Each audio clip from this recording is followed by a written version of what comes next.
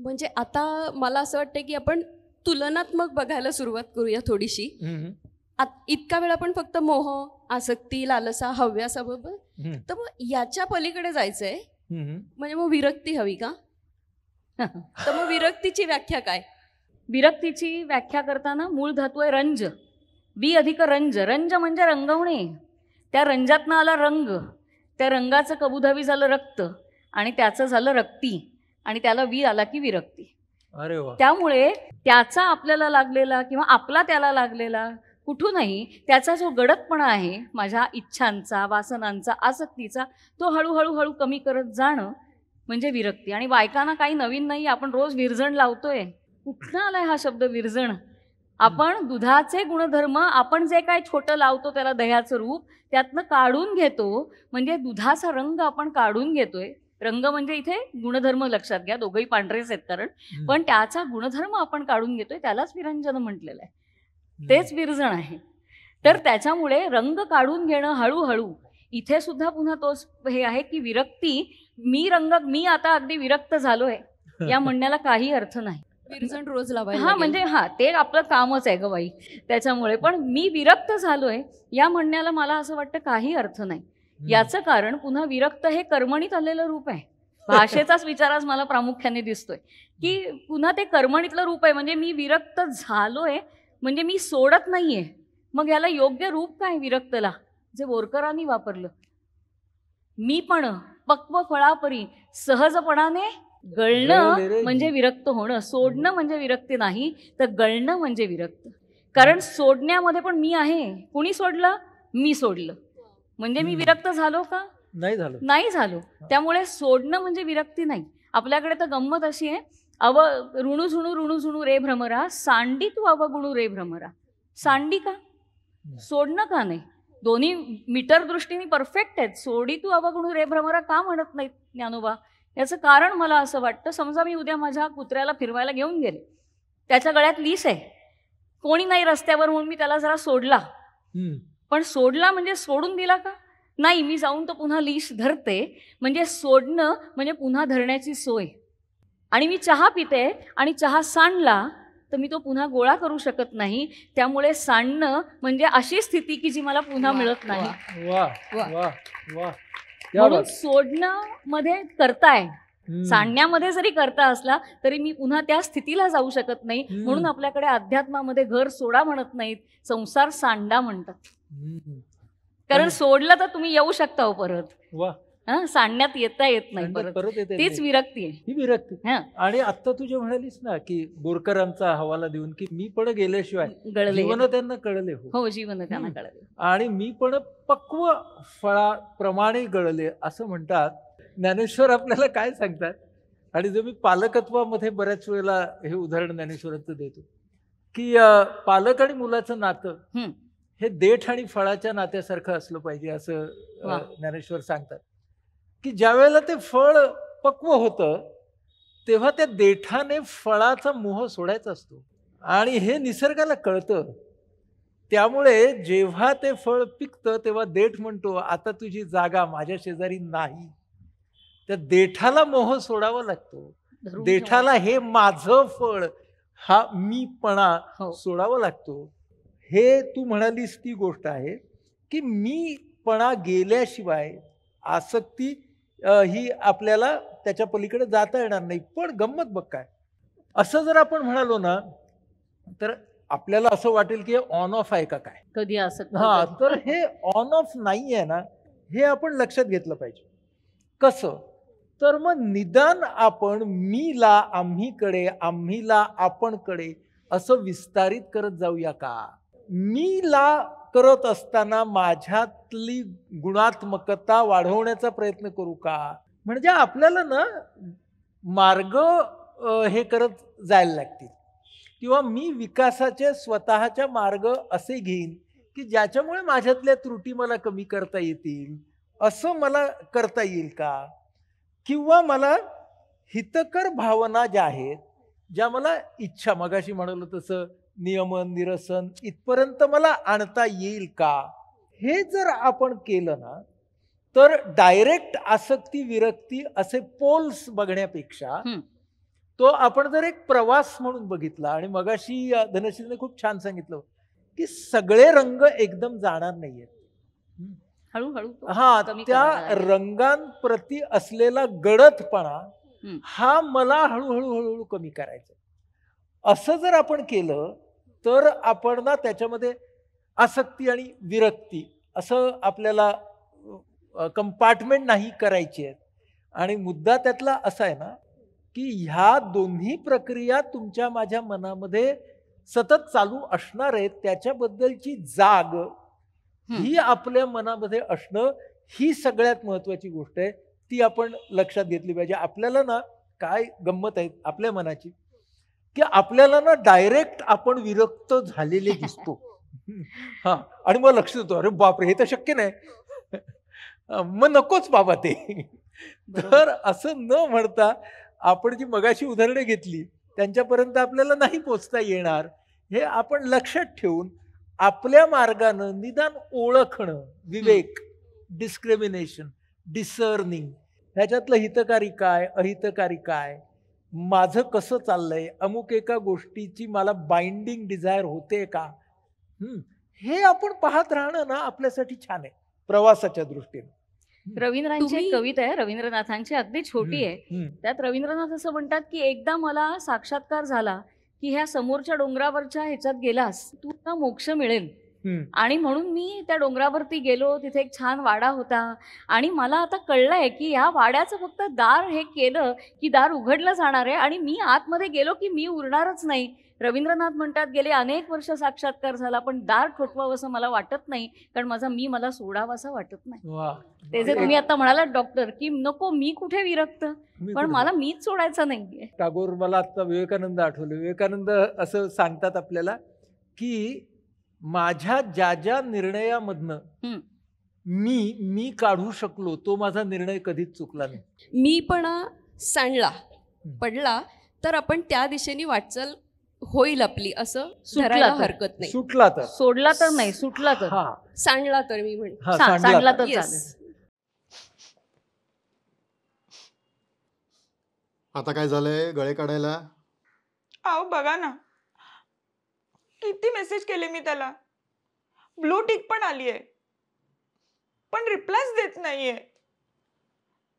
Phone पण केला होता अहो, पण घेतलंच नाही त्याने. हो, का त्याच्या एवढं मागे लागताय? करेल तो फोन. आणि ती ब्लू टिक आली आहे ना, ठीक आहे सगळं.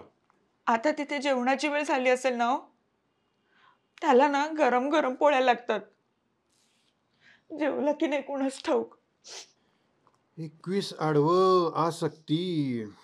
मग काय देताय नेऊन गरम पोळ्या?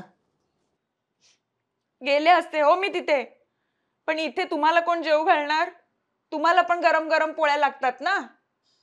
गरम पोळ्या करून वाढतेस म्हणून मी खातो. मला थंड पोळ्या सुद्धा चालतात. माझ्या कशा वाचूनही काहीही अडत नाही. परत एकदा फोन लावून बघते. 45 उभं मोह. आपने जिस व्यक्ति को कॉल किया है वह अभी दूसरी कॉल पे व्यस्त है. कसं व्हायचं याचं? या कुछ समय बाद काळजीने ना जीव नुसता पोखरून गेलाय. त्याचं तो बघेल, तुम्ही तुमचं बघा. माझ्याशिवाय ना इतके दिवस इतका लांब कधीच राहिला नाही होतो. कोण बघणार त्याला? कोणी कशाला बघायला हवंय? आणि समजा दुसरी कोणी बघणारी भेटली असेलच तर? असं कसं कोण भेटेल त्याला तिकडे? मला विचारल्याशिवाय आजवर त्याने काही केलेलं नाहीये. गर्दभ. म्हणूनच न सांगता गेलाय ना तिकडे. मला सांगून गेला होता हा. तुम्हाला सांगून काय होणार? जाऊ दे. त्याच्या शिक्षणाची जी जबाबदारी ती पार पाडली आहे मी. इथून पुढे त्याचं त्याने बघावं. तुम्ही बघता का हो त्याला फोन करून एकदा?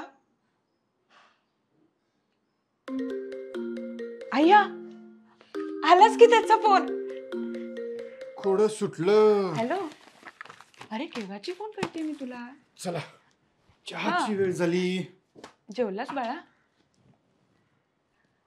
हो, कसा आहेस? आपण याच्यात बघितलं आणि आपल्यालाही बरेच वेळा असं वाटतं की माझ्या अनुपस्थितीत काय, त्यांचं कसं होईल, किंवा माझ्या नंतर काय, हा सुद्धा प्रश्न सगळ्यांना कायमच पडत असतो.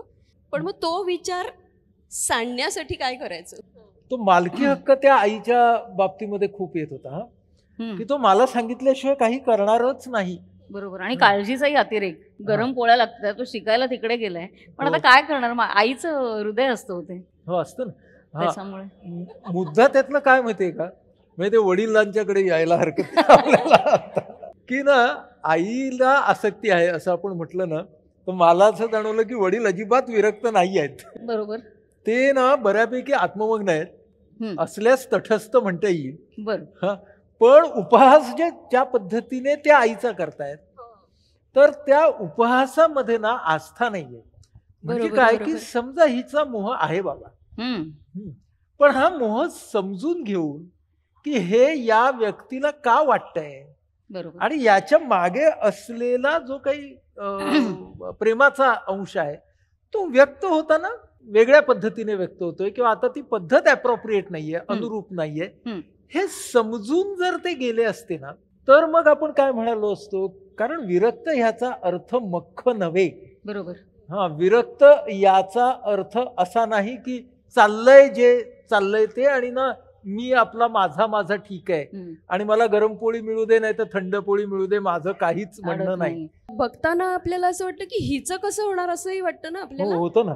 हो, तिचं कसं होणार, तिच्या बीपी आणि डायबिटीसची मला जास्त काळजी आहे, जर मी योग्य प्रकाराने असेन तर. हा? आणि तिचंच कसं होणार हाच खरा प्रश्न आहे. कारण हाच आमच्या प्रश्न आहे. ओळखीत मी हे प्रत्यक्ष पाहिलंय की मुलगा परदेशात गेल्यानंतर मुलाची भेट नाही, फोन आपल्या वेळेला त्यांचे जमत नाहीत, मुलाला वेळ नाही, या सगळ्यामुळे आईचं मानसिक संतुलन बिघडलं आणि तिला असायलम मध्ये ठेवायला लागलं. हे मी प्रत्यक्ष पाहिलेलं आहे. नाही, म्हणून ना त्याच्यामुळे खरोखरीच डॉक्टर तुम्ही म्हणालात ते की त्याच्यापेक्षा तिचं कसं होणार हा सगळ्यात मोठा प्रश्न आहे. ऍक्सेप्टन्स. आणि दुसरी गोष्ट मी तुझे म्हणाली संवाद असा नाही, पण संवादात काय हवं, तर पहिली गोष्ट जर ती खरी विरक्ती असेल तर ती आसक्तीची चेष्टा करणार नाही. त्याच्यानंतर ती तिला समजून घेईल, आणि आता या व्यक्तीला तिची भावनिक सहनशक्ती वाढवण्यासाठी आपल्याला काय करता येईल बरोबर. याचं अगदी बरोबर. एक इमोशनल सपोर्ट देईल.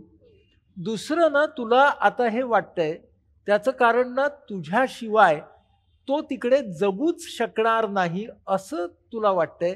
हा जो हे काय तो आपण कसा कमी करता येईल, बरोबर. मग त्याच्यामध्ये तुला सारखं त्याला त्याच्या संपर्कात राहावंसं वाटणं हे मी समजू शकतो, पण त्याची आपण काहीतरी एक पद्धत तयार करूया का, हम्म.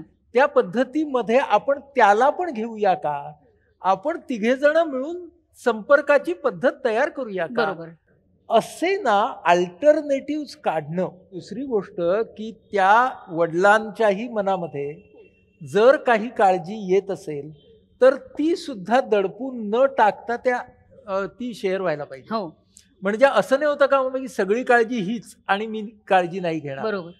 म्हणजे त्या दोघांचा कॉमन गोल काय असला पाहिजे, तर त्या बाळाच्या जाण्यामुळे, त्या मुलाच्या जाण्यामुळे तो प्रगतीसाठी गेलाय, तो पुढच्या तो तिला शिक्षणासाठी सांगणं गेलाय, गरजेचं आहे की हा. ते चांगलंच होणार आहे त्याचं. चांगलं होणार आहे त्याचं, तो चांगल्यासाठी तिकडे गेलाय.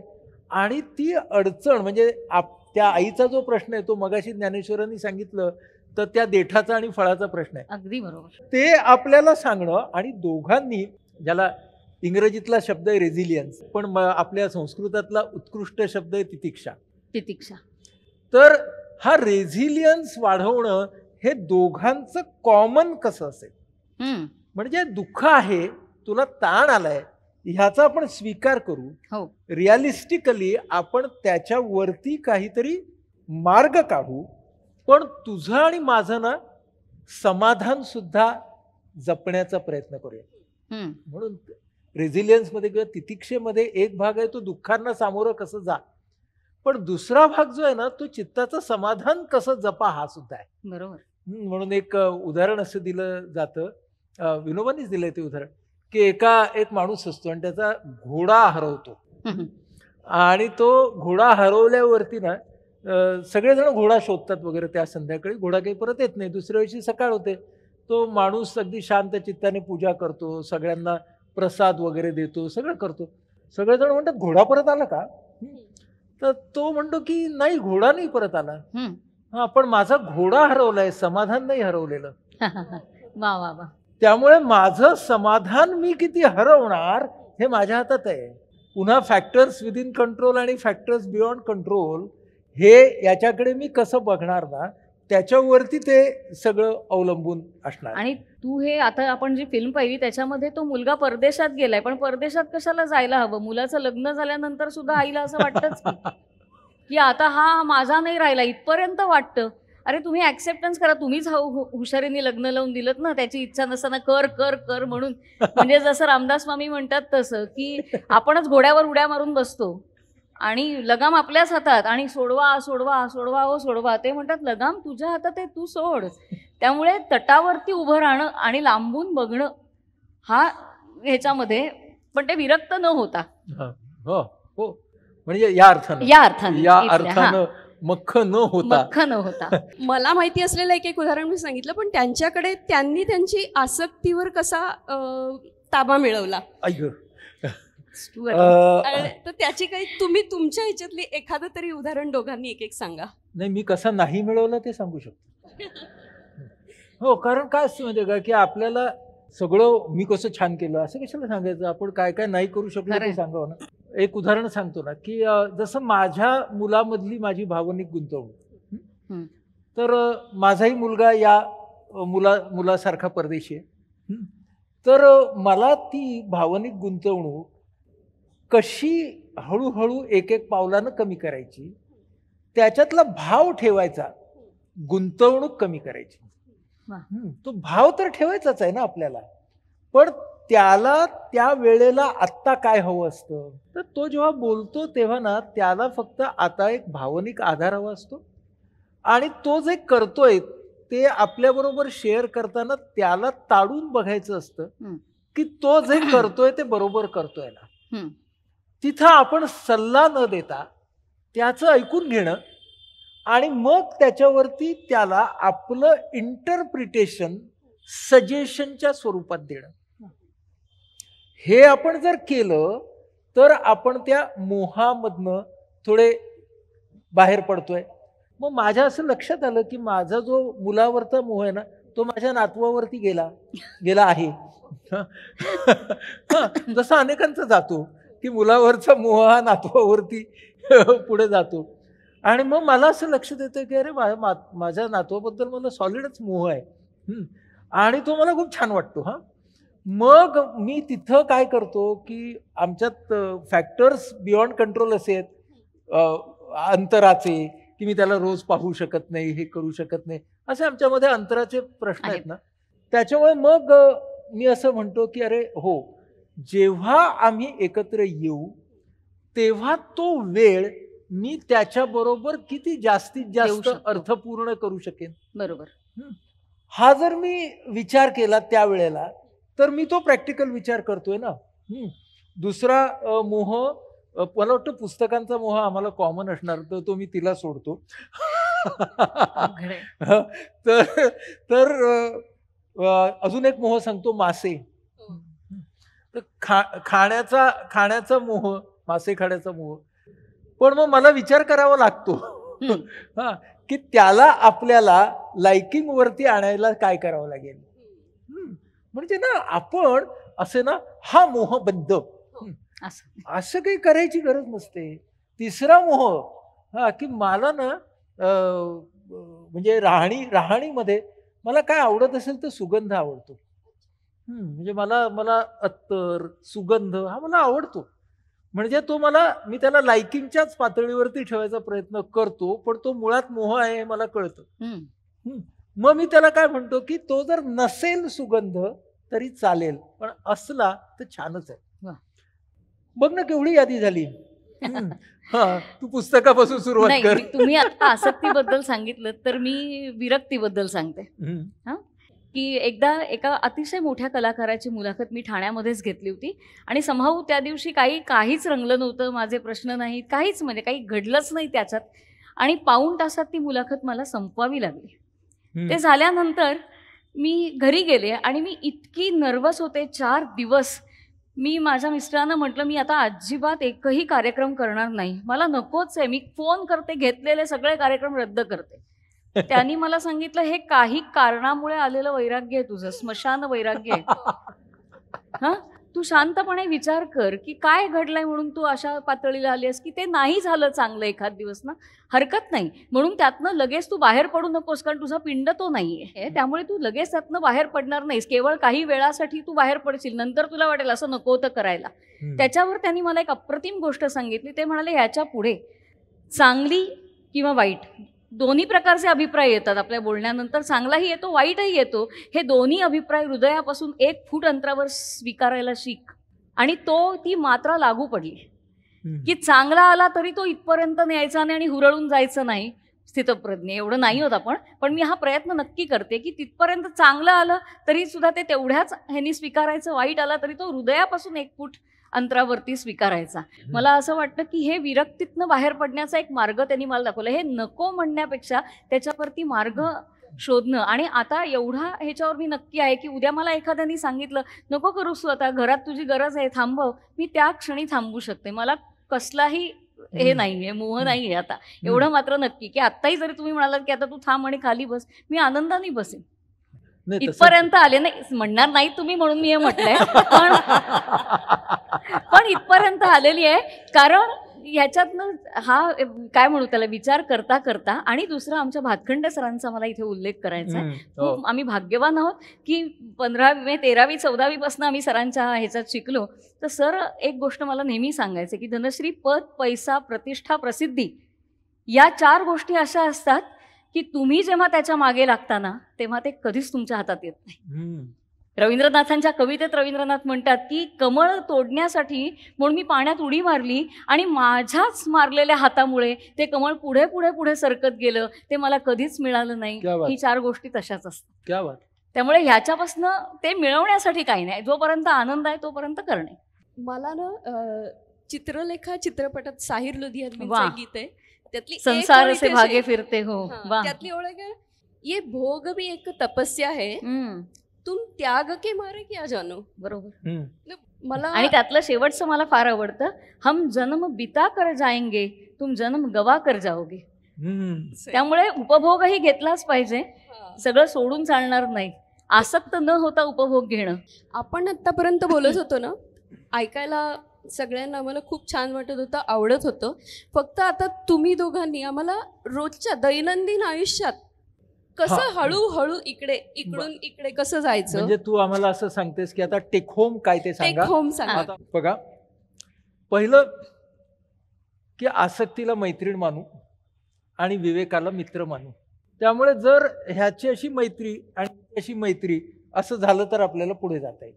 कुठला शब्द डोक्यातून कमी करण्याचा प्रयत्न करू? पटकन चटकन. हा कारण त्या ट मध्ये सुद्धा ट आहेच. त्यामुळे पटकन चटकन नाही, आणि म्हणू की टप्प्याटप्प्यानं. अजून कुठला शब्द कमी वापरू? आत्ताच. आणि आपण म्हणू योग्य तयारी निशी. कुठला शब्द कमी करू? पोचायचंच आहे, तो च काढू आणि म्हणू प्रवास एन्जॉय करू.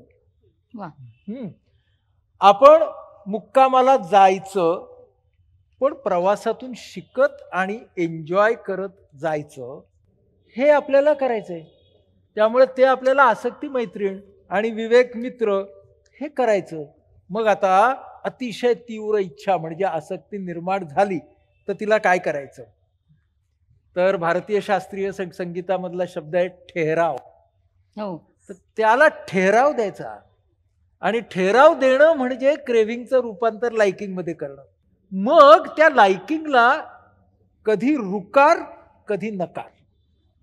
म्हणून डोक्यात ठेवायचं की रुकार पण देता येणार आहे, नकार पण देता येणार आहे, माझ्या हातात तो चॉईस आहे, याची जाणीव मी स्वतःला ठेवेन. अजून एक टिप की कोणत्याही इच्छेबरोबर एंगेज होतानाच डिसएंगेज कसं व्हायचं त्याचा प्लॅन करावा. म्हणजे मी जेव्हा एखादी गोष्ट आता करणार आहे तर त्यानंतर ना मी त्यातून बाहेर कसा पडणार आहे हे त्याच पद्धतीने करायचा प्रयत्न करावा. नंतर आउटकम म्हणजेच मुक्काम म्हणजेच परिणाम ह्यांच्यामधला हेका कमी करण्यासाठी प्रक्रिया दर्जेदार करावी. म्हणजे जो प्रोसेस आहे तो मी किती जास्तीत जास्त छान करू शकेन हे करावं.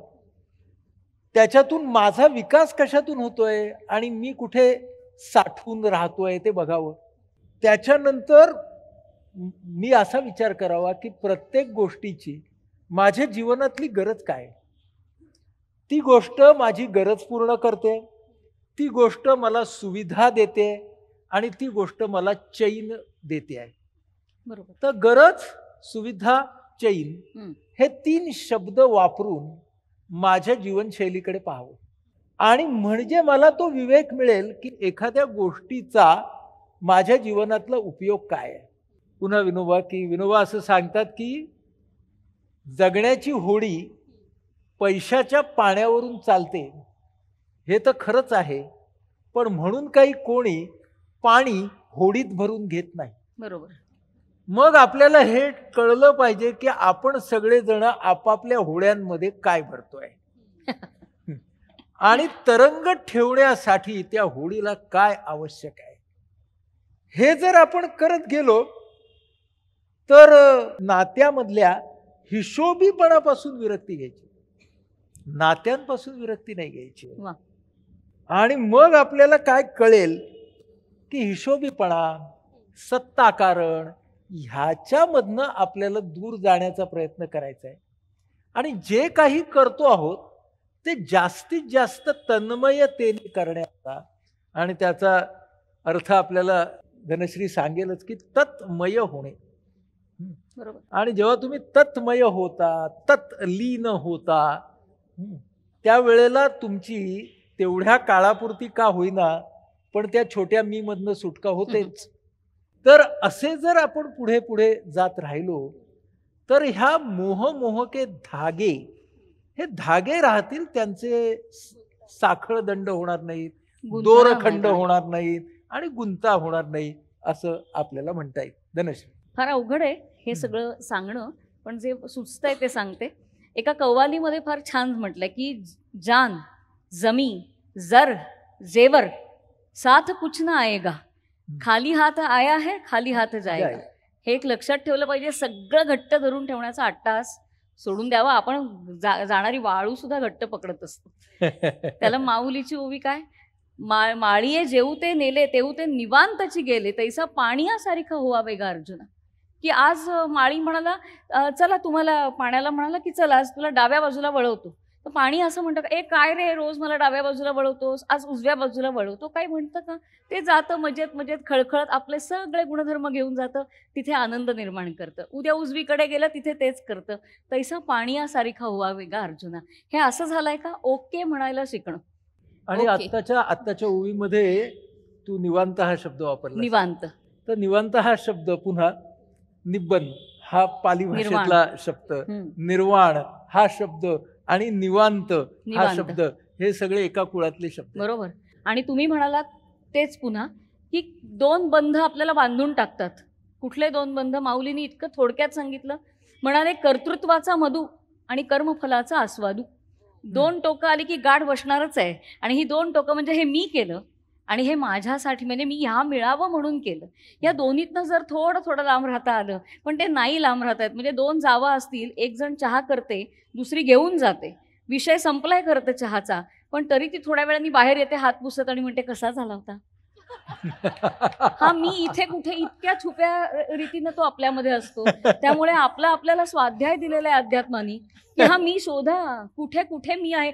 मला नाही बाई असं लागत. अरे पण हे जेव्हा तुम्ही सांगता तेव्हा मला आहेच की, कुठली तरी एक विभक्ती येतेच आहे. त्यामुळे कर्मफलाचा आस्वादू आणि कर्तृत्वाचा मधू. आणि सगळ्यात महत्त्वाचं म्हणजे मला असं वाटतं जेव्हा मी विचार याच्यावरती करते तेव्हा, की आपला मूळ स्वभाव काय आहे. माझा मूळ स्वभाव आसक्ती आहे का विरक्ती आहे. आणि मला असं वाटतं माझा मूळ स्वभाव हा अनासक्ती आहे. याचं कारण असं आहे की जेव्हा एखाद्या गवताचं तृणपातं उभं असतं, या बाजूनी वारा आला तर ते ह्या बाजूला कलतं, या बाजूनी वारा आला तर ते ह्या बाजूला कलतं. हे का कलू शकतं? कारण ते मध्यात उभं आहे. तसं मी कधी आसक्तीकडे झुकते, कधी विरक्तीकडे झुकते, कारण मी अनासक्त हा माझा मूळ स्वभाव आहे. जर माझा स्वभाव आसक्ती असता तर मी कधीच विरक्तीकडे जाऊ शकले नसते, आणि माझा विरक्ती असता तर मी कधीच आसक्तीकडे जाऊ शकले नसते. त्यामुळे अनासक्त होणं, हळूहळू लांबून पाहत राहणं. आणि त्या लांबून पाहण्यासाठी किंवा अनासक्त होण्यासाठी पुन्हा माऊली आपल्याला काय सांगतात की जे तुम्ही करताय त्यातलं मीपणा काढायचा असेल तर स्वकर्म कुसुमांची माला, हो की स्वतःच्या कर्मांना फुलं म्हटलेले आहेत. म्हणजे त्याचा अर्थ ती त्या चांगल्या कर्माची फुलं आहेत, ती स्वकर्म कुसुमांची माला तिच्यावरचा हक्क काढून टाकण्यासाठी. तया सर्वात्मका ईश्वरा पूजा त्या- केली हो या अपारा तोषा लागे. आणि तो ईश्वर मूर्तीतच पाहावा असं नाही, तर तो ईश्वर लोकांमध्ये पाहावा, ध्येयामध्ये पाहावा, वा वा. ज्ञानामध्ये पाहावा, निसर्गामध्ये पाहावा, आणि मग आपल्या लक्षात येईल की ईशावास्यम इदम इदम सर्वम सर्वम.